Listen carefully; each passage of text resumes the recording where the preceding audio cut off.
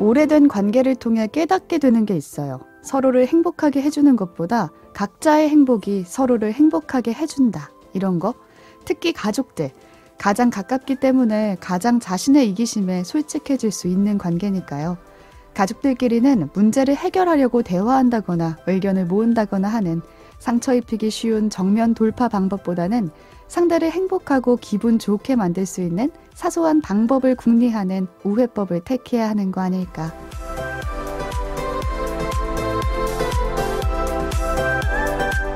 책도 읽고 넷플릭스도 보는 일석이조 취향 추천 팟캐스트 책플릭스. 오늘은 은희경 작가의 생각의 일요일들 속 한 구절로 시작합니다.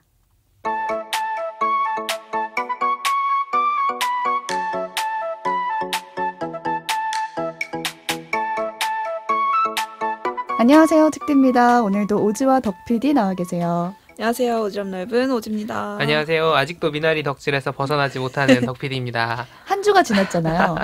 저희가 방송을 이미 해버렸죠. 네. 해버렸지만 그 다른 팟캐스트에서는 어떤 얘기를 했나. 비평가들의 시선이 좀 궁금할 때도 있고 배우 인터뷰들도 막 나오니까 재밌더라고요. 그런 걸 보면서 좀 재밌는 관점들이 몇 개 있었는데 뭐 다 소개해드리기보다는 그 얘기가 재밌었어요. 이게 막 한국의 어떤 국뽕이 차오른다 막 지금 왜냐면 미나리가 6개 부문의 아카데미에서 노미네이트 되지 않았습니까? 마치 기생충 때처럼 또 그 난리가 나고 있는데 이 재밌는 관점이 뭐였냐면 그분들은 한국인의 정체성이 있을 것인가 과연 그 사람은 그 이민자 가정들에게 그렇다고 해서 미국인도 아니잖아요. 그러니까 한국계 미국인은 한국인도 아니고 미국인도 아니고 오롯이 한국계 미국인들만 공유하는 어떤 정서 같은 게 있다는 거예요. 아, 애매하다. 그렇죠. 애매하죠. 왜냐하면 그 사람들은 사실 돌아온 걸 생각하고 가 있는 사람과 다른 거죠. 거기에 뿌리를 내리고 사는 사람들이니까. 그래서 이 영화가 마치 국뽕 K뽕이 차오른다 라고 하기에는 기생충이랑은 좀 다르다는 작품의 우열이 아니라 어떤 그 느낌이 다르다라는 그쵸. 부분이랑 윤여정 배우가 지금 상을 휩쓸지 않았습니까? 온갖 거기서. 근데 그리고 아카데미에도 노미네이트가 됐고 여우조연상으로 후보로. 근데 그 윤여정 배우의 연기 중에 이게 최고냐 과연. 그러니까 미국 사람들이 처음 본 거야. 윤여정이라는 배우를. 그래서 이렇게 연기한 사람 처음 본 거야. 처음 봐가지고 저도 그랬어요. 왜냐면 윤여정 배우가 우리가 너무 연기 잘하는 배우로 알고 있고 맞아. 수작이 너무 많죠. 근데 미나리가 과연 그녀의 필모에서 베스트냐? 그건 아닌데 이 사람들 다른 작품 보면 기절한다.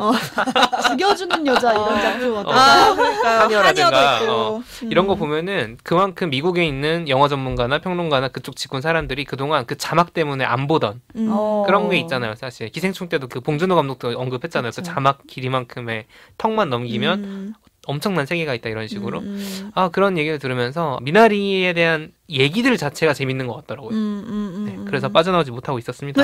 그래서 여전히 일주일째 미나리 덕질 오늘도 이어가는 것 같은데 그렇습니다. 네, 오늘 오프닝이 저는 유난히 와닿더라고요. 오프닝에서 각자의 행복이 서로를 행복하게 해준다 이 말 있잖아요. 그러니까 서로가 서로 행복하게 해줘야 돼 막 이것보다는 각자 행복할 수 있도록 거리를 만들어줘야 된다는 거예요. 그러니까 요즘 많이 나오는 얘기가 행복한 엄마가 행복한 아이를 기른다 이런 말들 많이 하잖아요. 근데 예전 같으면은 엄마가 자기 하고 싶은 거 하면은 이기적이다. 엄마는 희생해야 된다. 그런 식의 시선이 있었는데 그게 아니라 나조차고 하는 일이 아니라 어쩌면 모두가 행복해질 수 있는 방법이 그냥 각자의 행복을 지키는 거 그런 게 아닐까라는 생각이 들더라고요. 그 자식도 부모님한테 맞춰주기 위해서 뭘 하는 게 아니라 자식이 잘 살고 행복해야 돼. 우선이죠. 저도 저만 해도 아빠가 항상 우리를 위해 다 포기했어. 이게 저를 행복하게 만들지 않더라고요. 맞아. 부담스러워. 아빠가 본인이 뭔가를 재밌게 느끼는 모습을 볼 때 저도 도리어 아빠가 이런 걸 재밌어 하는구나. 행복해하는 걸 느낄 때 오히려 제가 더 행복해지는 걸 직접 경험하면서 이게 내가 행복해야지 이제 부모님도 행복하겠구나라는 걸 좀 느꼈던 것 같고 때로는 또 정면 돌파 필요해요. 필요할 때가 커뮤니케이션이 있죠. 너무 안 되면 막 요새 막 중요한 이제 가정 대소사를 앞두고 막 너무 답답해가지고 막 그럴 때가 있어요. 오직 현생에 여러 가지 그 과제들이 있죠. 그럼 앉혀놓고 다 얘기를 막 하고 싶은 거예요 부모님이랑. 가족회의 하다가 막 파탄 난 적 없어요? 가족회의. 가족회의 어렵지. 살얼음판에 걸을 때가 있고 그렇습니다. 잘 얘기를 해야죠. 그래도. 그래서 오늘 저희가 이제 미나리를 보고 나서 또 뭔가 그 같이 보면 좋은 작품을 얘기해보자고 했는데 어쩌다 네. 보니 또 다들 가족에 대한 작품들을 가족을 떠나서는 미나를 그렇죠. 얘기할 수가 없나 봐요. 아무래도. 골라와서 오프닝도 이렇게 골라봤습니다. 네. 네, 그럼 잠깐 참여 안내 공지 듣고요. 영화 미나리와 보면 좋은 추천작 나눠보도록 하겠습니다. 네, 책플릭스는 청취자 여러분들의 참여로 더 즐겁고 풍성해집니다. 지금 방송 들으시는 채널의 댓글이나 트위터, 인스타그램에서 해시태그 책플릭스로 방송 들으신 감상을 남겨주시고요. 그럼 저희에게 작은 힘이 아니라 매우 큰 힘이 매우 됩니다. 네.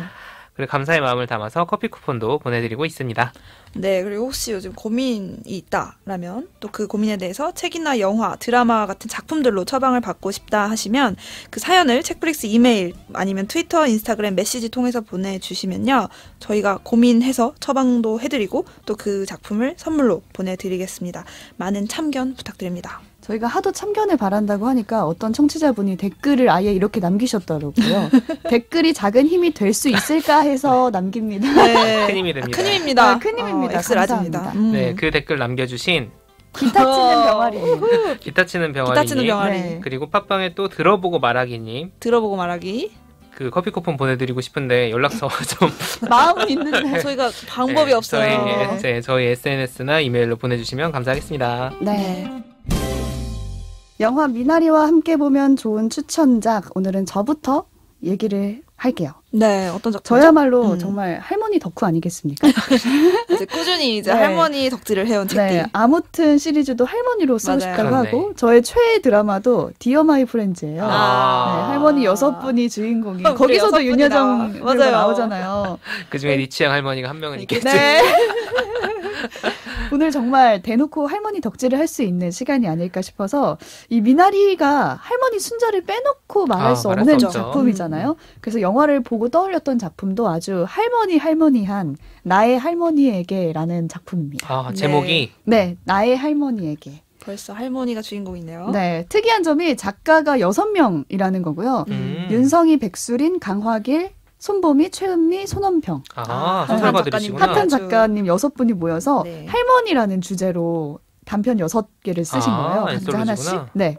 그래서 그 전에 우리가 다뤘던 SF 소설 팬데믹이랑 같은 느낌이에요. 그러네요. 네. 한 가지 주제로 쭉 써내려가. 이 책의 6개 단편 모두 할머니가 주인공인데 그 중에서도 제가 골라온 할머니는 백수린 작가의 할머니입니다. 흑설탕 캔디라는 단편 소설인데요. 이 소설의 화자는 남매 중에 누나예요. 누나가 이제 나로서 이제 말을 이어가는 건데 남매가 할머니 기일에 모여서 할머니 얘기를 이제 해요. 돌아가셨구나. 네, 돌아가시고 나서 그러다가 프랑스에서 할머니와 같이 보냈던 시간에 대해서 어릴 적 기억을 이제 떠올려 보는 여기도 거예요. 프랑스네요. 네, 여긴 프랑스 할머니. 프랑스로 네. 떠납니다. 근데 처음에 이게 어떻게 된 거냐면 처음부터 프랑스에 사셨던 건 아니고 여기 남매 엄마가 교통사고로 갑자기 이제 돌아가시면서 아버지의 부탁으로 할머니가 프랑스로 같이 떠나게 된 거죠. 아, 남매를 돌봐주기 위해서. 근데 그게 사실 쉬운 결정은 아니었을 그쵸. 텐데. 그러니까 외국까지 네. 데리고 가서 이 꼬맹이 둘을 아버지가 파견된 프랑스에서 이제 할머니와 남매 둘이 같이 생활을 하게 됩니다. 근데 남동생이 그때 할머니 남자친구가 있었던 거 알아? 라고 이제 기일에 말을 하는 거죠. 충격 실화. 근데 이거를 누나는 전혀 생각을 몰랐다? 못하고 있었어요. 몰랐구나, 근데 나는. 남동생은 몇 번 목격을 한 거예요. 아, 그래서 이제 궁금증에 할머니 유품 중에서 일기장을 뒤져보기 시작합니다. 누나가. 그래서 그 일기장을 통해서 할머니가 그 시간을 어떻게 보냈는지 하나씩 이제 짜맞춰가는 이야기인데 프랑스에서 처음에는 할머니가 남자친구 보고 사귈 그게 아니었어요. 왜냐면 그쵸. 말이 우선 안 통하고. 그래서 와봤자 그냥 왔다 갔다 하는 곳이 식료품점, 그것도 동아시아, 아니면 일본계 이런 쪽에 가서 그냥 장만 보시고 했던 거예요. 애 둘 기르려 하면 정신 없었을 거예요. 애들 학교하면 바로 뭐 해주고 하니까. 근데 1년이 지나니까 애들이 이제 익숙해지잖아요. 집에 안 와. 친구들이랑 놀아야지. 친구들 놀아야지. 그러니까 할머니가 혼자 보내는 시간이 길어지잖아요. 네. 근데 그 시간에 분명 할머니는 무언가를 하고 보냈을 그렇지. 텐데 그거를 이제 남매는 모르는 몰랐던 거예요. 거지. 네. 신경도 안 썼고. 아, 프랑스, 파리, 연애의 도시. 로맨스. 그래서 그분의 정체를 일기장에서 발견을 하는데 그분은 바로 프랑스 사람이야? 네, 같은 오! 아파트 1층에 살았던 불란서. 할아버지 브리니에 씨였어요. 어. 네. 서로 대화는 전혀 안 통하지만 피아노라는 매개체가 이들 사이에 있었던 뭐가 있었지. 거예요. 역시. 음악이 통하는 언어가 거. 돼요. 할머니가 피아니스트가 어렸을 때부터 되고 싶었는데 그냥 뭐 안 됐죠. 근데 낯선 땅에서 낯선 누군가의 집에서 피아노 치는 소리가 들리니까 이제 그 앞에서 듣기 시작했던 거예요. 그러다가 이제 브리니에 씨랑 가까워졌고 둘이 이제 시간 날 때마다 만나서 썸을 탔네. 피아노 치고 뭐 어느 날은 피아노 CD를 듣고 각설탕을 막 높이 쌓는 뭐 그런 연애 설탕 그래서 캔디. 그런 데이트를 하는 거예요. 간지러워. 이 연애의 결말은 이제 책에서 확인해 보시면 네. 되겠고요. 제가 이 이야기 속에서 가장 와닿았던 부분은 할머니가 자신이 프랑스에 가서 살게 되는 걸 주변 사람들한테 이제 말할 때였어요. 그러니까 나 이제 네. 프랑스에 가게 됐어라고 말을 하잖아요. 근데 사실 할머니 입장에서는 노년에 그냥 한국에서 익숙한 곳에서 그렇지. 당연하죠. 살고 싶지 그걸 떠나고 싶을까 싶은데 너무 힘들지. 또 뜬금없는 프랑스로. 그러니까. 뭐 중국이나 일본처럼 익숙한 문화도 아니고. 사실 한국 안에서 이사만 해도 힘들 맞아요, 텐데. 맞아요. 다른 맞아. 지역 가는 것도. 근데 이제 그거를 주변 사람들한테 말할 때는 효자 아들 덕에 외국에서도 살아본다. 아이고. 긍정. 네, 이렇게 말을 하시는 거예요. 그러니까 어떻게 해서든 자식 욕 안 먹이려고 그러니까 하셨던 것 같아요. 아들이 짐인데 사실 그 상황은 짐이라고 할 수 없는 사람한테 거야. 아유 안 아들 때문에 먹이려고. 노년에 뭐 거기까지 고생하네. 가시네 뭐 고생한다. 이런 얘기 안 듣고 그냥 아들 덕분에 호강한다. 호강한다 이런 거죠. 이런 식으로 가는 거죠. 내 자식 자체도 뭔가 죄책감을 갖지 않게. 근데 음. 미나리에서 순자도 그렇잖아요. 그쵸. 바퀴 달린 집에서 사는 갑자기 딸을 미국으로 그래. 날라와가지고 근데 막 집도 멀쩡하지도 않고 네. 고생을 하는 딸의 호강도 모습을 아니고 애를 봐줘야 보는데, 되고 자기가 케어를 받아야 되는 입장인데 딸이 되게 거기서 미안해하잖아요. 엄마 그치. 미안하다고 나 맞아요. 사는 형편 다 알았네 이런 식의 대화를 하는데 거기서 짠했어요. 순자가 재밌다 얘 막 이렇게 맞아. 말하잖아요. 바퀴 달린 집에서도 살아보고. 막 그리고 그냥 재밌다라는 표현으로 다 괜찮다 하는 거예요. 근데 할머니들이라고 뭐 두렵고 불안하고 불편한 게 없진 않을 거 아니에요. 당연하죠. 그럼에도 그냥 애들을 위해서 그래. 무조건 좋다, 괜찮다 하는 건데. 그래 순자도 그 집 보는 순간 생각했던 거 이거 아 아닌데. 맞아. 내가 생각한 미국이 아닌데. 그래. 그러니까. 약간 이런 느낌. 그럼에도 그냥 재밌다 얘 하는데. 그렇죠. 저희 할머니도 그런 적이 있었거든요. 제 생애 첫 번째 이사가 20살 때였어요. 그러니까 이사를 한 번도 안 가고 진짜? 10년 네. 동안 한 곳에서 살았구나. 주택에서 오랫동안 살다가 이제 아파트로 가기로 한 거예요. 음. 근데 이유는 애들도 크고 뭐 이제 음. 할머니가 주택을 관리하기에는 너무 힘들고 몸이 그러니까 좀 편한 곳으로 가자였는데 저희 입장에서 너무 좋죠. 아 이제 엘리베이터가 있는 집으로 아파트에서 가는구나. 막 아파트 이제 뭐 낙엽 와도 하수구 막힐 걱정 안 해도 되는구나 막 이러면서 우리끼리 엄청 좋아하고 했는데 할머니는 그냥 오시긴 했지만 그렇게 좋아하시진 않았던 것 같거든요. 제 생각에. 주택에서의 삶이 있으니까. 근데 이제 이사 가고 나서 예전 동네 분들이 아파트에 놀러 오셔서 꼭 하는 말이 이제 자식들 따라 아파트 오니까 편하시죠? 이런 말을 꼭 건네는 거예요, 할머니한테. 근데 할머니가 편하다, 그렇다라고는 하지만 뭔가 그게 뜨뜻미지근한 그래. 반응으로 보였거든요. 100% 진심은 아닐 수 있다는 거지. 근데 사실은 그 주택이 있었던 동네는 정말 그야말로 할머니 구역이었어요. 그러니까. 앞집 가면 뭐 김치 했냐, 옆집 가면 뭐 했냐, 여기 지리 다 하니까 막 병원이고 뭐고 다 돌아다니면서 참견할 수 있는 곳이 많았거든요. 근데 지금 여기는 아파트 화단에 좀 나가서 몇 분 앉아있고 뭐 심심하면 몇 시간 앉아있고 그래, 그게 맞아. 끝인 거예요. 내 동네가 아니고 아파트는 좀 그런 게 그래. 있죠. 아는 슈퍼 아주머니가 아니고 하니까 막 거기 가서 얘기도 하기 좀 어렵고 그렇게 그냥 아파트 생활을 하셨던 것 같은데 어느 날 제가 이제 불 꺼진 집에 들어갔는데 할머니가 노을지는 그 창문 쪽에 의자를 대고 밖을 보고 계신 거예요. 마치 아이고. 영화 속 한 장면이다. 82년생 김정에서 봤던 장면 어, 같아. 딱 그 장면이에요. 그래서 아니 뭐 하고 계시냐, 왜 거기 앉아 있냐, 창밖을 보고. 그때 할머니가 전철이 몇 개 달려서 가는지 세어보고 있다는 거예요. 그러니까 밖으로 보였어요? 전철이 보였는데 그 전철이 몇 개 그 열차가 달려서 가는 게 보이잖아요. 근데 그거를 하나씩 세고 조금 이따 또 지나가면은 또 세고. 이건 몇 개인지 세어보는 거예요. 근데 그렇게 시간을 보내는 거예요. 근데 그게 제가 딱 생각하는 노년이에요. 그러니까 할머니라는 단어가 주는 느낌이 딱 그 장면인 거예요. 해질 때까지 혼자인 그 외로움과 싸우는 노년의 시간. 이거를 어떻게 보내야 할까? 자식 손주들은 각자의 일로 너무 바쁘고. 그렇죠. 아무리 가족이 같이 산다고 해도 그 혼자만의 시간을 해결해 줄 수가 없는 거잖아요. 지금 이 뭔가 이야기의 결론이 마치 그러니까 할머니한테 소개팅을 시켜드렸어요. 그건 아닌가. 반전으로. 그냥 오히려 그냥 여기서 나오는 할머니를 보면서 그나마 이 할머니는 브리니에 씨를 그렇지. 만나서 정말 다행이고 이 가족도 그래서 다행히 잘 마치고 한국으로 돌아올 수 있었다. 왜냐면 아까 오프닝에서 말한 게 전 답이 될 수도 있었던 게 각자의 행복이 지켜줬어야지 각자 서로의 영역 속에서 행복하게 잘 살 수 있는 거잖아요. 근데 만약에 할머니가 여기서 너무 외롭고 혼자만의 시간이 너무 그렇지. 길어서 너네 놀러 가지 말고 다 저녁에 들어와. 집밥 먹어. 아니면 나 한국으로 돌아갈래. 뭐 이렇게 중간에 하셨다거나 그랬으면은 이게 평화롭지 않게 끝났을 텐데 그게 참 어렵다라는 생각이 들더라고요. 쉽지는 않죠.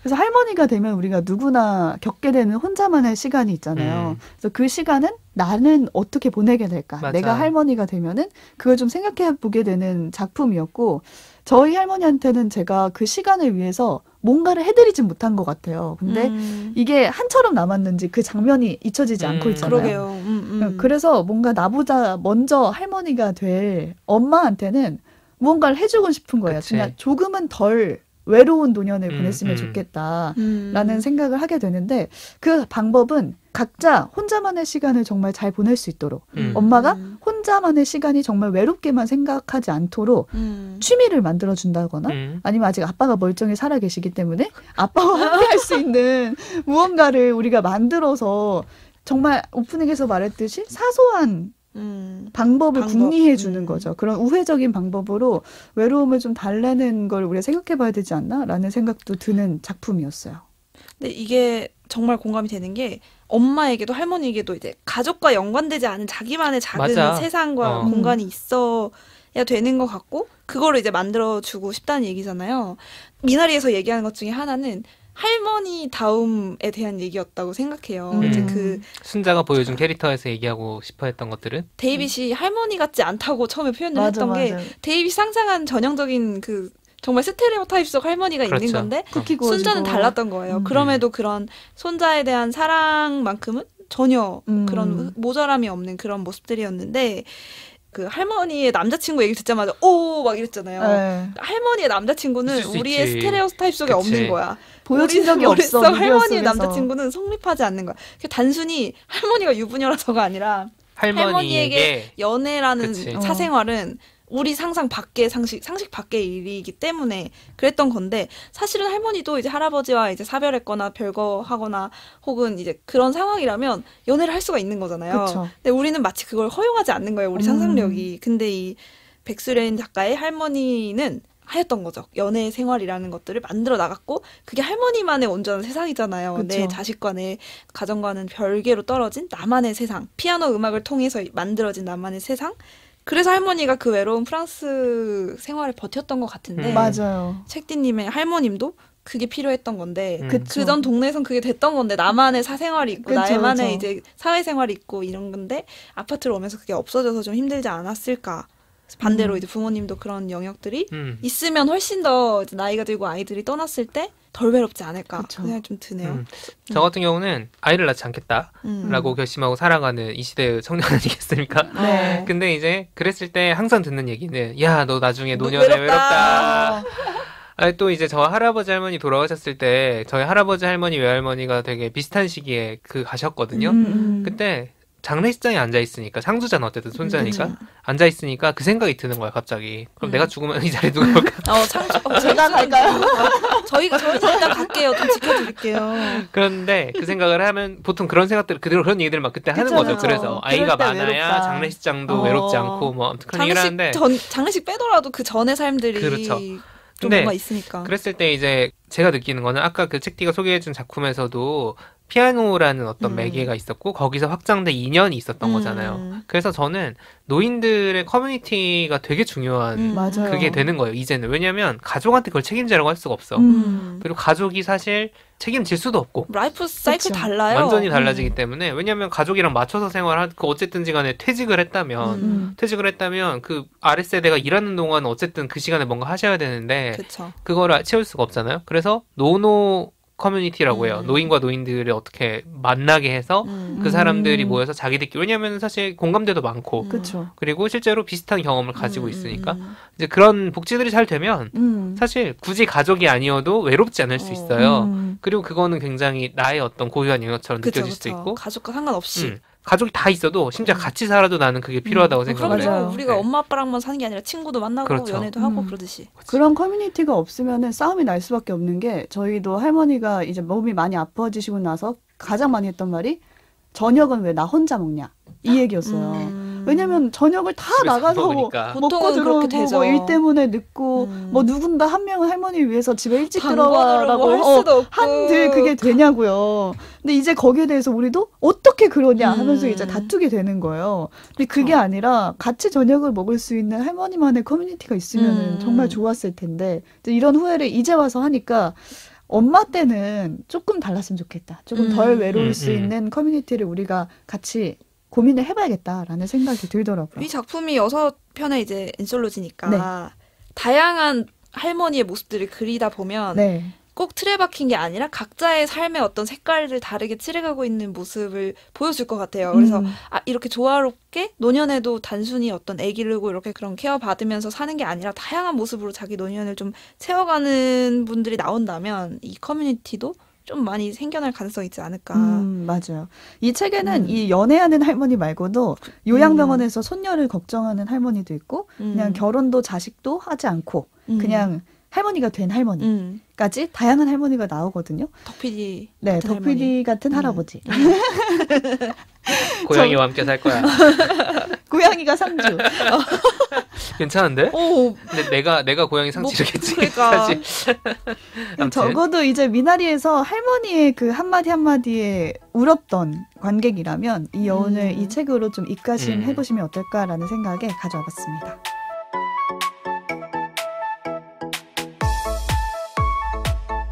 오지는 어떤 작품 가지고 오셨죠? 네, 전 또 온도차를 또 바꿔볼게요. 네. 저는 이제 영화를 한 편 들고 왔는데요. 영화 네, 따뜻한 가족이 아니라 콩가루 가족을 또 가져와 봤어요. 얼마나 또 콩가루를 웨스 앤더슨 얼마나 콩가루는 이게 뭔가 좀 그 많이 콩가루예요. 원두 굵기에 따라 다른 그런 건가? 에스프레소용, 드립커피용. 아주 거친 가족입니다. 웨스 앤더슨 감독 작품이고요. 어우, 좀 됐어요. 로열 테넌바움이라는 작품입니다. 음. 웨스 앤더슨 감독이 워낙 우리나라에서도 인기가 많기 때문에 이 작품도 많이 보신 분이 좀 많을 거예요. 근데 부다페스트 이제 그분이 그랜드 그랜드 부다페스트도 호텔, 유명하고 킹덤. 문라이즈 킹덤 등등 정말 인기가 많았죠. 독특한 특유의 그런 연출이 있어. 연출 스타일과 예뻐요. 미장센으로 유명하죠. 이 작품 같은 경우는 막장 가족 한 가족이 나와서 벌어지는 일들을 보여주면서 흘러가요. 크고 작은 긴 시간을 다루는 게 아니라 한 가족의 어떤 사건을 중심으로 풀어가는 영화인데 가족 영화 덕후로서 한번 또 가져와 봤습니다. 다들 덕후네. 그걸 그려야 돼요. 그 가게도를 또 그려야 될 수도 여러 있어요. 명 그래요. 있으니까. 펜 잡았습니다. 네, 우선 이제 주인공은 이 영화 제목과 동명의 로열 테넌바움이라는 인물이 중심이 돼요. 이 사람은 이제 남성이고요. 로열 테넌바움은 이제 가족이 있어요. 와이프 애슐린, 애슐린 테넌바움이 있고 둘 사이에는 자녀가 3명 있어요. 그래서 이남 1녀인데 근데 이 세 그 자녀가 다 천재예요. 천재 셋을 길러요. 첫째 체스는 어렸을 때부터 각종 부동산 투자 이런 데 밝아가지고 돈도 많이 와. 벌고 막 사업도 벌리고 되게 투자 천재였어요. 10대 때부터. 둘째인 마고는 극작가예요. 그래서 어렸을 때부터 문학 작품을 통해서 문학상도 받고 되게 천재적인 애인데 얘는 입양아예요. 마고. 이름은 마고. 막내는 리치. 테니스 천재예요. 그래서 주니어 막 챔피언을 따고 그러니까. 막 엄청 유명한 테니스 선수예요. 이렇게 부모님도 잘 나가고 이렇게 잘 나가는 금수저 가족으로 출발을 한단 말이에요. 근데 이제 이 세 천재들과 부모님이 잘 살다가 어느 날 부모님이 별거를 하게 돼요. 사이가 틀어져서 아버지가 나가 살게 돼요. 그래서 엄마가 남아서 아들 둘과 이제 딸 하나를 기르면서 벌어지는 일인데, 그러니까 아버지가 나가 살고 부모님의 사이가 이렇게 갈라지면서부터 이 천재 애들이 다 망가져요. 그래서 다 망해요, 셋 다. 이제 10대 초반에부터 이제 천재였던 아이들은 결국 어른이 돼서는 다 엉망진창으로 살아가요. 그래서 결국은 콩가루가 되는데 이 집을 나간 로열 이 아저씨는 벌어놓은 돈을 가지고 혼자 호텔에 나가 살아요. 한 20년 넘게. 그리고 자식들은 체스는 이제 와이프랑 애들 둘 기르면서 잘 살다가 사고가 나서 와이프가 죽고 나서부터 약간 충격으로 그 트라우마가 생겨서 아들 둘이랑 같이 사는데 강박 강박증이 생겨요. 안전 강박. 음. 그러니까 사고로 와이프를 잃었기 때문에 그래서 막 아들들을 맨날 막 아들들한테 안전 대비 훈련시키고 음. 막 강박증을 부리면서 막 집에서도 제대로 못 살고 일상적인 생활이 안 돼서 결국 부모님 집으로 돌아오게 되고 둘째 마고 극작가 천재잖아요. 기네스 펠트로가 연기해서 정말 인생캐 기네스 펠트로의 인생캐인데 하여튼 이 마고는 또 어떤 자기보다 나이가 훨씬 많은 남자랑 둘이 사는데 맨날 욕실에서 나오지를 않아요. 거기서 막 탕목 왜? 욕하고 담배 피고 막 거기서 혼자 텅 빈 눈으로 공허하게 살아가요. 그냥 사랑하지 않나? 남편은 전혀 이 와이프의 심리나 이런 감정에 전혀 관심이 없고 그냥 각자 자기 전문성대로 그냥 살아가는 거예요. 그래서 텅 빈 눈으로 살다가 모종의 이유로 집으로 돌아와요. 막내 리치는 테니스 선수라고 했잖아요. 네. 잘 나가요. 테니스 그럼 잘 연금을 치다가 받지 않았을까요? 메달을 안 땄나 보지? 금메달 따야 주는 거 아니에요? 연금 얘기 나올 줄은 몰랐어요. US 오픈 막 잘 이런 거 살고 나가고 있었을 것 메달 같은데. 상 받고 그러는데 네. 리치는 이복 누나죠. 이복 누나의 마고에 대해서 이제 부적절한 마음이 있는 거예요. 근데 남매기 때문에 사랑을 할 수는 없어요. 그래서 그 마음 때문에 복잡한 감정이 휘날리다가 결국 중요한 경기에서 사고를 쳐요. 그리고서 이제 이게 그냥 테니스를 관두게 되는 거예요. 못 치게 되는 거예요. 그래서 이 사람도 인생이 막 꼬이면서 집으로 또 돌아와요. 그래서 이렇게 세 남매가 다 망해서 집에 다 모이게 돼요. 원래 천재였고 금수저였는데 이러면서 이제 영화가 출발을 하는데 이 아버지인 로열이 호텔에서 20년 살았잖아요. 돈이 들잖아요. 설마 돌아와요? 돈이 다 깨져요. 돈이 없어요. 바닥나고 이제 가족들이랑 다시 이제 재회를 하고 화해를 하고 싶은 거예요. 그래서 갑자기 그냥 돌아가기 좀 못 적었나 봐요. 자기가 시한부 위암이라고 뻥을 쳐. 속여요? 거짓말을 치고 돌아와요 집에. 거참. 아이고. 그래서 이 가족 영화의 공식답게 이 콩가루 막장 가족이 한 공간에 모여서 벌어지게 따로 된다. 살다가. 이런 일들이. 그러면서 이제 이 아버지인 로열은 어떻게든 이 가족을 다시 뭔가 20년 동안 이렇게 나누지 못했던 정을 다시 나누고 뭔가 화해하고 해결해 나가고 싶어 해요. 이 시한부를 핑계로. 근데 이 와이프는 마음에 안 든 거죠. 자기랑 이제 사이가 안 좋아서 별거를 했다. 이제 와서 갑자기 모든 것을 되찾겠다고 하는 게 마음에 안 들고 심지어 이 애슐린 이 와이프에게 들이대는 남자도 있어요. 다른 또 남자가 막 대시를 하고 있는 상황이에요. 이 로열이 그래서 탐탁지가 않은 거예요. 왜 자기가 탐탁지 않아? 이미. 이미 이게 별거만 하고 이미. 이혼은 아직 안 한 상태에서 이혼을 확실히 이혼을 하고 안 싶어 하고. 하는 상태인 거예요. 그리고 리치와 마고 사이는 부적절한 사랑의 감정이 있고 막 이런 네. 진짜 콩가루 민폐 막장의 상황에서 이 가족들이 치고받고 하기도 하고 사고도 벌어지고 이 과정에서 뭔가가 회복되어 가는 거예요. 예를 들면 각자 상처가 있잖아요. 체스의 경우는 안전 강박과 상실에 대한 경험들. 그래서 이 자식들을 통해서 그 트라우마를 자꾸 강요하는 상황을 어떻게 회복해 나갈 건가. 그 다음에 이제 마고의 그 무료한 일상, 나이 든 남편과 살면서 아무것도 없이 비어버린 듯 했던 그 삶의 어떤 것들을 되찾아 줄 것인가. 그리고 이 리치, 테니스 선수. 이 사람은 테니스도 잃고 마고에 대해서 자기 마음은 막 너무 복잡하고 막 복잡한 그 감정 속에서 사고를 또 쳐요, 리치가. 그런 사고들 가운데서 어떻게 또 다시 회복이 될 건가. 그리고 마지막으로 이 전체 가족은 화해를 할 것인가. 회복이 되나요? 이게 왜냐면 출발부터 되게 많이 저는 처음에는 이상했어요. 이 마고가 입양아라고 했잖아요. 보통 네. 입양아에 대한 상처를 주지 않기 위해서 노력하는데 이 부모는 대놓고 얘는 입양아니까 막 이러면서 차별하고 막내 아들만 이뻐하고 막 좀 다 그래요. 콩가루에 있어서 이해가 안 됐는데 왜 갑자기 또 화해를 하려고 하지? 그것도 이상했어요. 이제 정말 전형적인 민폐 아빠 있잖아요. 가족을 방치했다가 이제 와서 내가 잃어버린 가족의 그 정을 되찾고 내가 책임을 지겠다 하는 그것도 이상해요. 전형적으로 들려요. 근데 이 영화를 따라가다 보면 그럼에도 이 서로에 대한 애증과 이런 감정들이 뒤섞이면서도 하루가 이제 조금씩 굴러가면서 모났던 부분들이 깎여 나가고 어쨌든 화학작용이 일어나면서 어떤 가족들이 서로에 대한 마음을 받아들이게 돼요. 그러니까 모아놓으면은 뭐가 되긴 되는구나. 어쨌든 서로 잘못한 거에 대해서 모르지 않고 이해하지만 서로에 대한 사랑을 확인하게 되는 어떤 과정들이 나와요. 그 정도로 되게 복잡하게 문제들이 많으면 뭔가 그거를 한 번에 폭발시킬 만한 계기 같은 게 있어야 될 것 같기도 한데. 그게 처음에는 이제 아버지가 이제 시한부라는 그렇구나. 이제 아버지가 이제 시한부라는 생각에 자식들도 복잡한 마음이 되는 거예요. 아버지가 막상 그러게. 사라진다고 하니까 애증의 감정들이 복잡해지는데 결국 일주일 만에 들켜요. 맨날 햄버거 병원에서 몰래 위암이라면서 햄버거 막 먹어요 계속. 근데 그게 들키죠 결국은. 일주일 만에 들키는데 그 일주일 사이에 복잡 미묘한 과정들을 겪으면서 가족이 우당탕탕 이제 하나가 되는 그런 과정이에요. 이렇게만 들으면 되게 막 흔한 한국 막장 드라마 같기도 한데 이 영화의 이제 매력은 사실은 가장 큰 건 형식적인 아름다움들이 있어요. 그래서 웨스 앤더슨 감독 특유의 색감. 그래서 되게 예쁘다. 동화적이고 연극적인 어떤 연출과 연기와 이런 것들이 어우러져서 비현실적인 감정이 들어요. 그래서 연기도 특유의 그런 무표정하고 그렇지. 되게 기계적인 듯한 표현들이 오히려 더 짠하게 막 감정을 느끼게 해주기도 하고. 그래서 약간 우화 같은 느낌이 들죠. 그리고 제가 추천드리는 거는 힙의 극치다?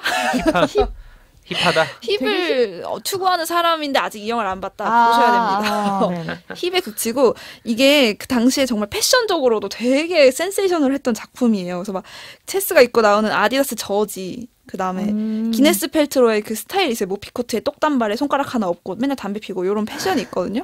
그리고 이 리치 테니스 선수잖아요. 그 테니스 그 라코스테인가 하여튼 그 머리띠 테니스 같은. 복장 모티브로 한 패션들 이게 실제로 그래서 되게 패션 아이콘으로 많이 회자가 됐고 그 20년 전이라는 걸 유의하셔야 돼요. 지금 개봉해도 힙한 영화예요. 그래서 와. 근데 이제 2002년 작품이라는 거.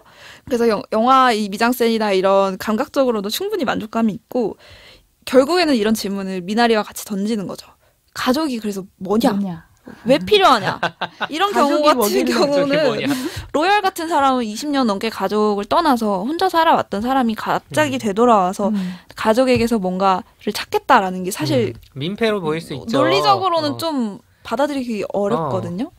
그럼에도 이 가족들이 아버지가 없어질지도 모르니까 죽을지도 모른다는 상황에서 느꼈던 그 감정선을 따라가다 보면 결국은 가족은 힘들 때 뭔가 함께 있어준다는 거 그리고 내가 천재성이 좌절되고 이런 바닥으로 떨어졌을 때 그 정서적인 어쨌든 바닥 가장 내가 바닥이 됐을 때 최소한의 그 저지선 그쵸. 같은 그걸 것들을 지켜주는. 제공해주는 건 결국 가족이 함께 뭔가 있으면서 이루어가는 거 그리고 그런 감정적인 지지들 이런 이야기들을 하고 있다고 느껴서 이건 미나리와는 전혀 색깔이 다른 영화지만 그쵸. 같은 이야기를 하는 부분이 있다라는 생각이 좀 들었습니다.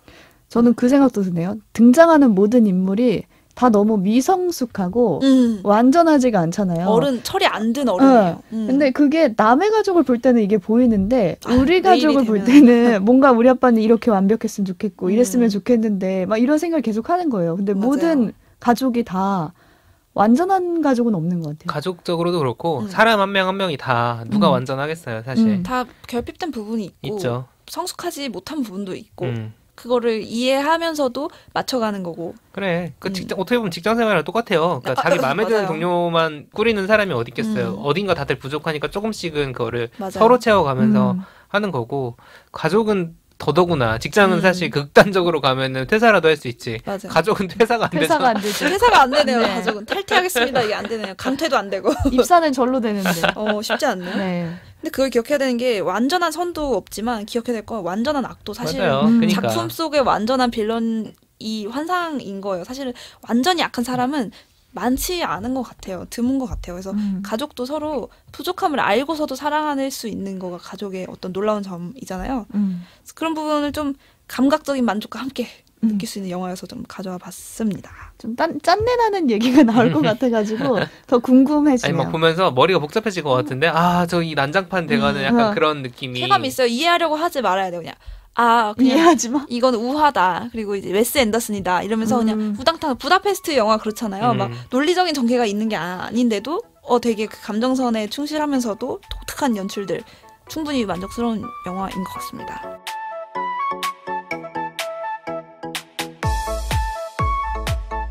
덕 PD 작품도 소개해 주시죠. 네. 네. 보면은 지금 책디가 아주 따뜻한 할머니 이야기 네. 그리고 이제 오지가 아주 우당탕탕 대막장 콩가루 가족, 콩가루 가족이었다면 저도 약간 콩가루에 가깝나요? 콩가루랑 이렇게 이것도 색깔이 달라요. 또 미나리랑도 다르고 에스프레소용인가? 로얄 테넌밤이랑도 다르고 매운맛 이게 또 매운맛. 매운맛입니다. 이건 매운맛이에요. 매운맛인데 겉보기에는 그 매움을 숨기고 있다. 왜냐면 영화 세 자매를 제가 소개를 해드릴 텐데 네. 포스터를 보면 세 자매가 껴안고 있을게 등으로 이렇게 서로 다 백허그를 따뜻하게 하고 자칫하면 있고 순한 맛인 줄 착각하기 좋은. 그래서 카피가 어떻게 되어 있냐면 어쩌겠어요 이렇게 다른 걸 이렇게 되게 예쁜 폰트로 파스텔 톤의 훈훈한 포스터에 가족 영화겠구나. 제목만 봐도 그렇구나. 그렇죠. 광고 카피는 소심 덩어리 첫째, 가식 덩어리 둘째, 골치 덩어리 셋째라고 돼 있어요. 아하. 아주 전형적인 구성이네요. 그치? 가족 활극인가? 이런 느낌인데 심리 잔혹극 정말 심리적으로 피가 튀는 영화예요. 궁금하네요. 자, 미나리와의 연결고리는 뒤에서 설명을 좀 해드리고 일단은 주인공은 세 자매입니다. 여기는 주요 인물이 세 명이니까 그 가계도까지 그릴 필요는 없어요. 네. 자, 둘째인 미연을 중심으로 설명을 해보겠습니다. 다 중년이요. 40대 여성들이고 네. 미연은 문소리 배우가 연기했어요. 자, 광고 카피에 가식 덩어리라고 돼 있는 둘째예요. 네, 자, 이분의 경제적인 배경은 수도권의 신도시의 50평대 아파트에 살 정도예요. 꽤 성공했습니다. 경제적으로 부유한 거예요. 상중하로 나누면 상이야. 상이네요. 남편은 교수고 초등학교 고학년, 저학년쯤 돼 보이는 아들, 딸이 하나씩 있습니다. 이상적인 아주 가족. 전형적인 4인 가족. 교회에 굉장히 헌신적인 집사님입니다. 심지어 교회. 그리고 성가대 지휘도 하시는 분이에요. 상류층의 모든 조건. 모든 걸 가지고 있어 정말. 부와 명예와 가정과 예. 네, 그런 사람 있잖아요. 성격을 설명을 하면 겉보기엔 되게 친절하고 싹싹하고 그런데 모든 걸 알고 모든 걸 조종해야 돼요. 완벽주의자 같은 거. 이런 완벽주의자. 권사님들 가끔 있단 말이죠. 맞아. 약간 주변 사람들이 답답할 정도로 자기가 모든 걸 지휘를 하는데 그거를 폭력적이거나 위압적인 방식으로 그렇게 막 하는 건 아니야. 나긋나긋하게 하는 그렇지. 거죠. 상냥하게. 방금 그런 말투로 하는 거야. 그런 말투로. 이렇게 하는 거예요? 라고, 그러니까 그런 거 있잖아. 이렇게 해! 라고 하는 게 아니라, 어떻게 해야 돼요? 라고 이렇게 막 물어보면서 이렇게 하게 하시면 만드는, 어떨까요? 뭐 그런 스타일입니다. 겉보기에는 뭐 교회 다니는 부잣집이고 별 문제 없이 잘 사나 싶은데, 이제 미연에게 약간의 골칫거리가 있다면, 셋째, 미옥입니다. 미옥 동생인가요? 동생입니다. 네. 시도 때도 전화를 걸어요. 이 미옥은 장윤주 배우가 연기를 했어요. 연기가 정말 그러니까 다른 배우들은 워낙 연기를 원래 잘하는 첫째는 그쵸. 김선영 배우가 연기를 했거든요. 장윤주 장윤주 배우는 배우가 갑자기 이제 등장을 해서 기대가 됐는데. 그러니까 필모 자체가 길진 않아요. 네. 베테랑에서도 뭐 많은 활약을 했지만 근데 엄청난 연기입니다. 정말 장윤주가 아니었으면 못했을 연기인 것 같다. 라는 생각이 들고 그 정도? 네, 아무튼 이 미옥입니다. 자, 이 미연에게 시도 때도 없이 전화를 거는 미옥은 연극 작가예요. 연극 작가인데 알코올 중독이고 벌써 스펙들이 하나하나 나올수록 교회 다니는 집사님 언니가 연극 있는데. 작가 걱정하시겠네. 알코 중독. 네. 그리고 주사가 굉장히 심합니다. 아유 저런 네. 어떡하나. 이 주사가 전화예요. 그러니까 그러니까 미연이 뭐 예를 들어 애들 음악 선생님이 와가지고 면담을 하고 있는데라든가 아니면은 뭔가 장을 보고 있다든가 아니면은 심지어 가족끼리 약간 험악한 분위기 생길 수도 있잖아요. 그럴 때조차도 시도 때도 없이 미옥이가 전화를 하는 거야. 주정 부리는 거예요. 주정 부리려고. 그래서 근데 이제 취했다면 전화를 해서 뭔 얘기를 하냐? 자기가 뭔가에 꽂혔어. 그럼 구구절절 막 물어봐요. 언니 예전에 나 대학 갔을 때 언니랑 같이 갔던 그 식당 이름이 뭐지? 뭐 이런 디테일. 갑자기 그냥 꽂힌 거야. 생각이 안 나, 막 짜증나 이러면서 자기 비할 막 나는 XX인가 봐, 막 이런 식으로. 그거를 근데 동생이 예를 들어서 전화해서 술 먹고 그런 얘기 한다고 해봐. 근데 한 번이 한두 아니야. 번이면 몰라도 근데 맨날 그런다고 생각을 해봐요. 차단해 놓죠. 어떡해? 차단하는. 근데 미연은 다 받아줘. 근데 불안할 수도 있잖아. 괜히. 그럴 수도 있지. 근데 이 미옥도 일단 가정이 있어요. 네. 가정이 있고 안정적으로 살고는 있는데 어쨌든 계속 이런 걸 하는 거예요. 가정으로 꾸릴 수 있구나. 미연은 좀 이따 미용 얘기 좀 더 자세히 하고. 그러니까 미연이 이걸 네가 왜 XX니 왜 짜증이 나니 다 받아주고 오히려 다 달래줘. 정말 친데렐라 콤플렉스처럼. 막 그렇게 되는 겁니다. 그래서 사실 저 같은 경우에는 아까도 말했지만 차단 정도가 될 수도 있고 아니면 손절할 수도 있을 것 같아. 너무 민폐니까. 근데 미연은 그렇게 뿌리치지 않고 뭔가 그러면 이 둘 사이에 아픈 손가락 같은 뭔가 또 느낌이 교회 다니는 또 성가대 지휘자님으로서 그럴 수 모범을 없을 막 수도 있죠. 보이는 거죠. 네, 맞아요. 근데 어느 날 무슨 사건이 벌어지냐? 이 미옥이가 술을 먹진 않은 상태로 사고를 쳤나요? 술 안 먹을 때는 또 멀쩡해. 뭐 아주 일반적인 사람이라 볼 수는 없지만 미연이 다니는 교회로 찾아옵니다. 사고인데? 보여주기 싫을 텐데 남들한테. 그렇죠. 그러니까 신도시에 있는 중대형 교회 같은 데인데 교양 넘치는 미연에 비해서 미옥의 외모를 표현하려면 몰골이라는 표현을 써야 돼요.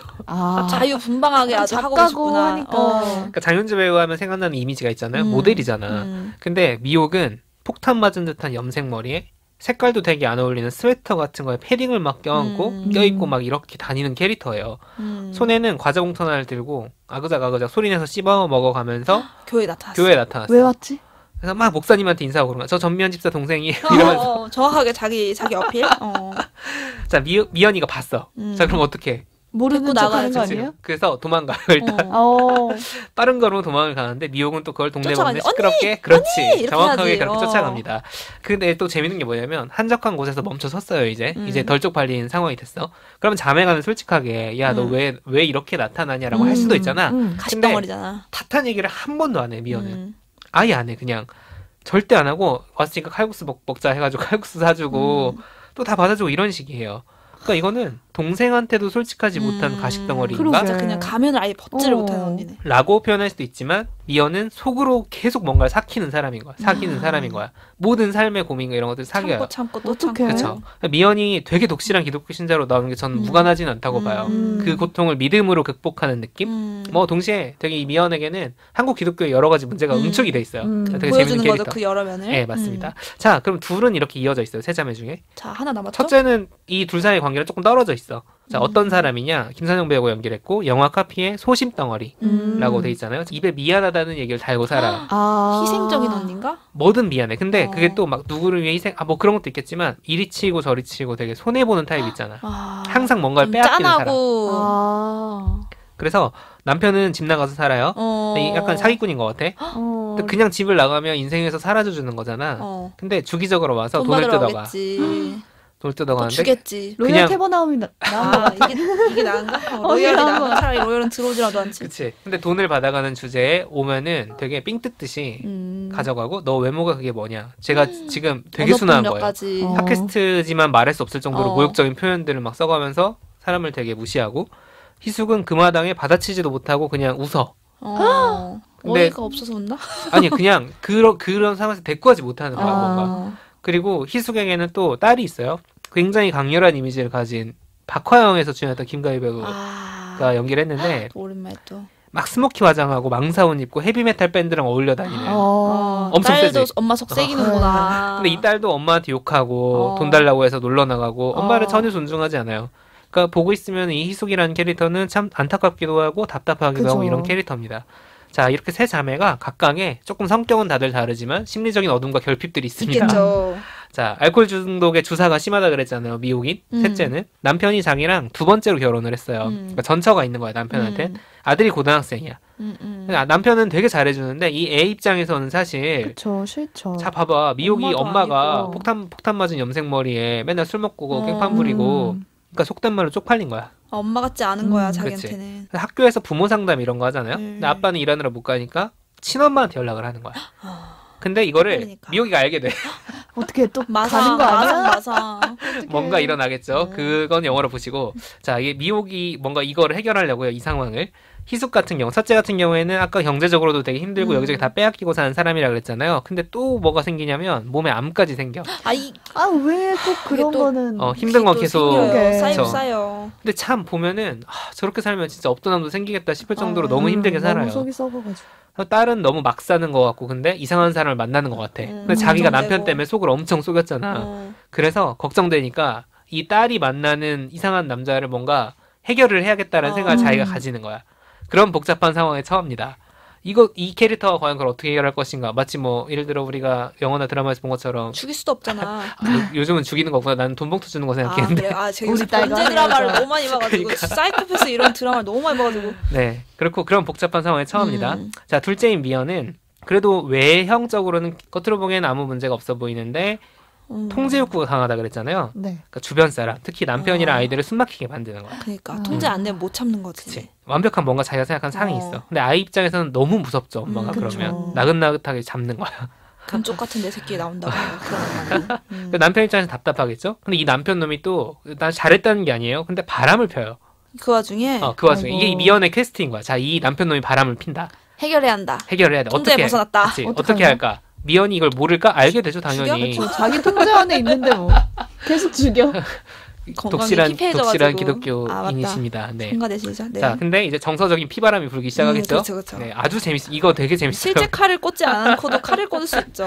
네, 그래서 이런 각각의 또 그런 어려움들이 또 주어지는 거예요. 원래도 이렇게 힘들게 다들 근데 어둠이 있고 인생은 살았는데. 다 그런 거잖아요. 미션이 맞아요. 계속 생겨요. 네, 근데 자 여기까지 세 자매가 각자의 삶에서 고군분투하는 장면들을 하나씩 보여드렸잖아요. 막장이네. 근데 이 사람들을 보고 있으면은 뭔가 이 사람들의 발목이 잡혀있는 느낌이 들어요. 혹시 스포일러는 전 아니라고 생각하는데 영화를 곧 보실 분들은 뒤에는 안 들으시는 더 게 큰 좋고. 재미를 위해서. 네. 자, 그 발목을 잡고 있는 게 대체 뭘까? 뭘까요? 미연이 가지고 있는 어떤 통제에 대한 강박이라거나 미혹의 알코올 중독, 뭐 술을 먹었을 때 나오는 폭력적인 성향, 또 희숙의 이 지나칠 정도로 수동적인 방어적인 성격은 어디서 기원을 하느냐? 아버지가 가정폭력 가해자였어요. 역시. 생각보다 심플한 답입니다. 네. 너무 뻔해서 또. 그렇죠. 네. 그러니까 너무 뻔하고 너무 흔한 일이지. 하지만 현실이야. 그러니까 네. 그럴수록 더 흔한 거잖아. 맞아요. 참 폭력적인 경험인데 이 영화에서 그거를 선정적으로 묘사하진 않아요. 제 생각엔. 근데 야만의 어떤 상흔 같은 것들은 다 느낄 수 있게 보여줘요. 한 거죠. 보여주고 되게 머리에도 와닿고 가슴에도 와닿는 그런 연출들이 있는데 자 여기까지 알게 돼요. 여기가 클라이막스가 아니에요. 제가 스포일 수도 있다고 말씀을 드렸지만 자 여기까지 정보를 안 상황에서 지금 각자의 삶의 문제들이 이미 막 정신없잖아. 정신없는 상황에서 이런 정보를 아는 상황에서 무슨 클라이막스로 달려가느냐. 아버지의 생신잔치가 있어. 자, 챙겨야 돼? 아니, 어떡해? 그런 아버지 환갑도 챙겨야 돼? 자 희숙이는 지금 암에 걸렸어. 그리고 미연이는 바람핀 남편이랑 한바탕 했어요. 그리고 알코올 중독이야. 미국은 원래 삶이 힘들고 이들이 모여서 과연 무슨 일이 벌어질 것인가. 이제 이게 마지막 영화의 깽판 쳐야지. 클라이막스입니다. 깽판 한번 치고 끝나야 돼요. 또 가족 영화는. 그러지 않으면 암이 안 나. 근데 이 깽판이라고 하면 깽판일 수 있는 그 폭발하는 그 장면들이 있는데 정말 압도적이에요. 기대됩니다. 연기력만 가지고 끌고 가는. 네. 그리고 폭발을 하는구나. 그 전까지 되게 잔잔하게 흘러오거든요. 이것도 조금씩 보여줘요. 쌓아온 거죠. 이렇게. 근데 진짜 터져버려. 에너지를 참고 눌러서 빵 이렇게 어. 하나 봐요. 암에 걸렸던 상황, 알코올 중독이라는 상황, 모든 걸 통제해야 되는데 아무튼 이 상황과 어렸을 때 경험까지. 그래서 그동안 영화가 어떻게 보면은 되게 이 마지막 장면을 위해서 다 깔아놓은 거야. 이 앞에 이야기들을. 제가 소개해드린 이야기들을. 그래서 어떻게 되냐면 근데 또 연기를 너무 잘하는데 슬픈데 웃기고 화나는데 감동적이야. 진짜 우스꽝스러운데 눈물 나는 거. 이쁘다 같은 거. 겉보기에는 되게 우스꽝스러운 풍경인데 미쳐버리는 거야. 그 보는 나는 그 감정의 소용돌이 때문에.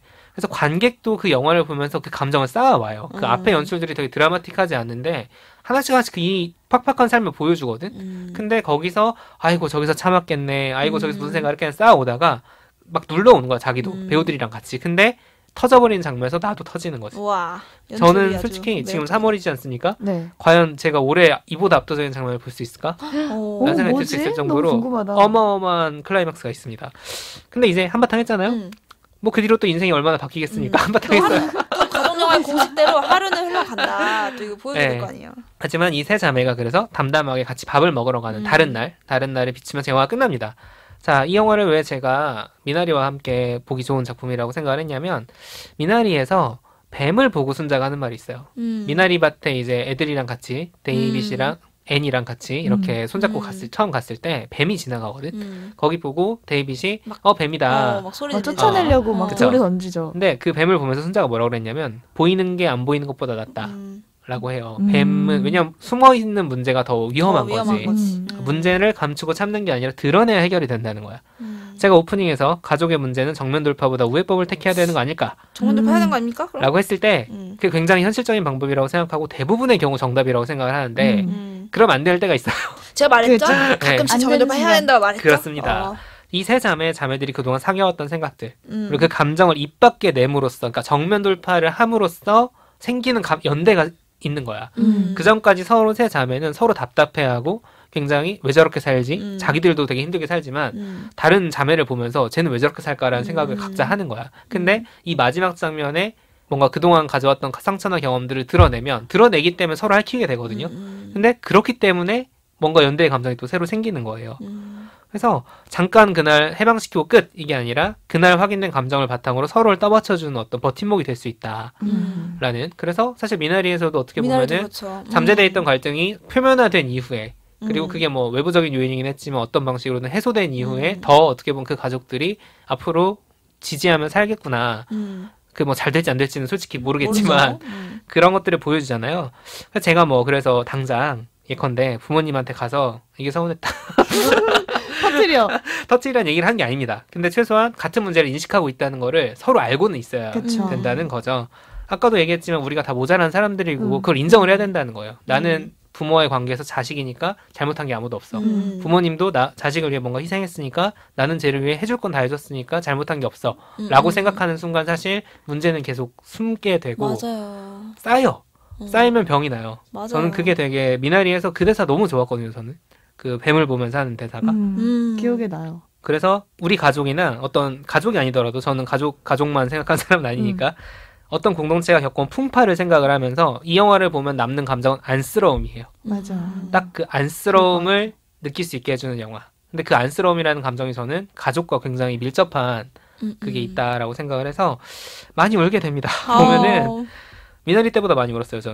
저는 처음 봤을 때도 많이 울었는데 극장에서 이번에 보면서도 엄청 울었어요. 다음에 무슨 장면이 나온지도 알아도 울어. 극장에 있을 때 못 봤는데 놓쳐서 네, 꼭 금방 한번 내려가가지고. 보시면 좋겠고 이게 또 엔딩 씬에서 크레딧으로 이어지면서 노래가 하나 나오는데 이소라의 사랑이 아니라 말하지 말아요.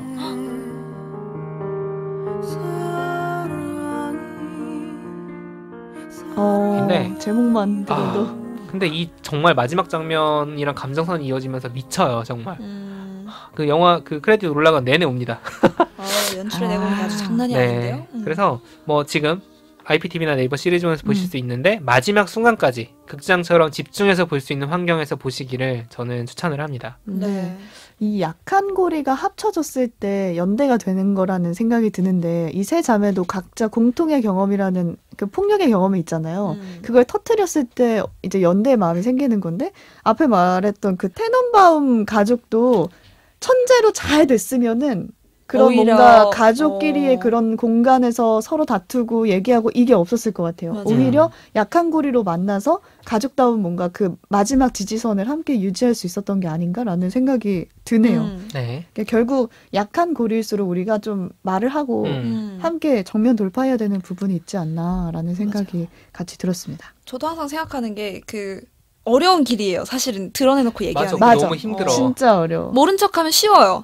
저도 막 가족들한테 얘기하고 싶은 것들이 막 있을 때 이제 불만이나 어쨌든 이 문제를 이 앞으로를 위해서 이게 지금 시간이 유효기간이 지나기 전에 바로잡고 싶은 것들이 있을 때 얘기를 해야지 용기가 났던 순간이 지나면 에이 뭐 지금 내 감정이 일단 해소가 되면 맞아. 뭐 얘기를 해서 괜히 참을 싸움을 만하지. 만드나 약간 나만 괜찮아지면 넘어가고 싶은 유혹이 너무 커요.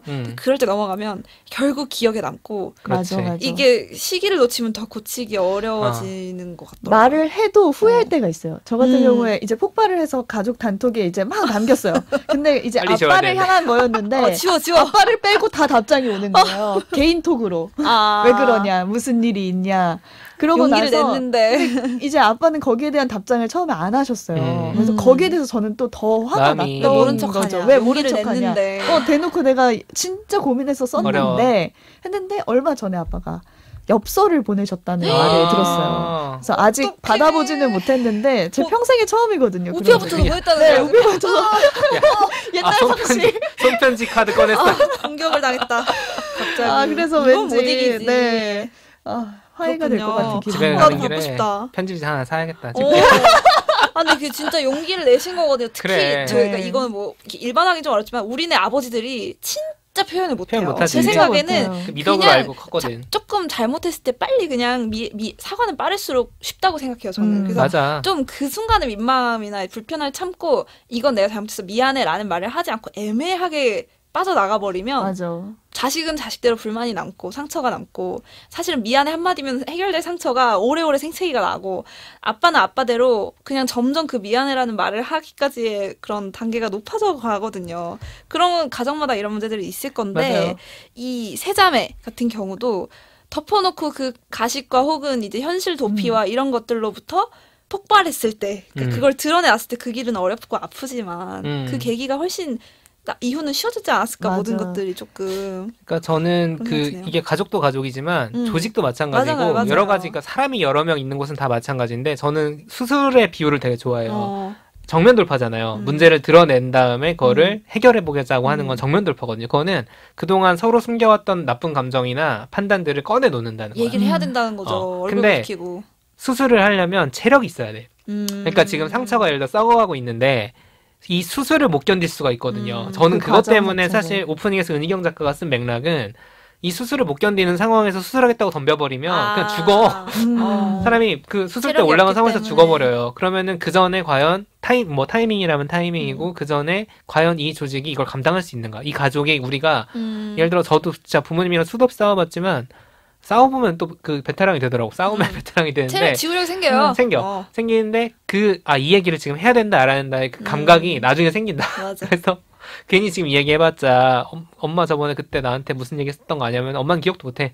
기억도 못하는데 이럴 때 이렇게 얘기하면 먹히고 아니면은 안 먹히고 큰 괜히 싸움이 되고. 그리고 그 큰 싸움이 된다는 건 뭐냐면 서로 억울해한다는 맞아, 거거든. 또 맞아. 그것도 그런 타이밍을 잘 잡는 거 네. 그런 기술을 익히기 위해서라도 저는 조금씩 평소에 꺼내는 건 필요하다 어쨌든. 싸움의 기술을 익혀라. 치과는 오늘 가면 2만 원, 그렇지. 다음 주에 가면 20만 원, 그래. 내년에 가면 2천만 원, 뭐 그런 얘기 있잖아요. 그쵸, 맞아. 조금 썩었을 때, 조금 떼워. 더 쉬울 때 어. 사과와 고맙다는 말은 더 빨리 해야 쉽다는 거를 자꾸 생각을 해야 될 것 같아요. 그 강화길 작가의 음복이라는 작품 우리가 아, 소개한 적 네. 있었잖아요. 거기는 터지지 않거든요. 그렇죠. 결국에 그 긴장이 거기 텐션이 어떻게 될지 계속 모른다. 가요. 그 끝까지 가족의 쭉 문제가 가요, 그 쭉 텐션이. 가고 터지지 않아요. 근데 거기도 두려워요. 그래서 더. 네, 언젠간 터지겠다. 그래서 더 스릴러야. 아, 스릴러요. 너무 무서워. 원래 터져야 끝나는데 안 터졌기 때문에 스릴러야.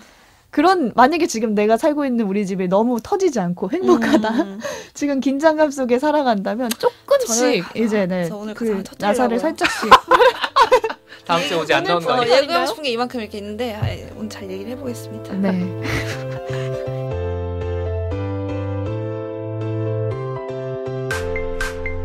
책도 읽고 넷플릭스도 보는 일석이조 취향 추천 팟캐스트 책플릭스.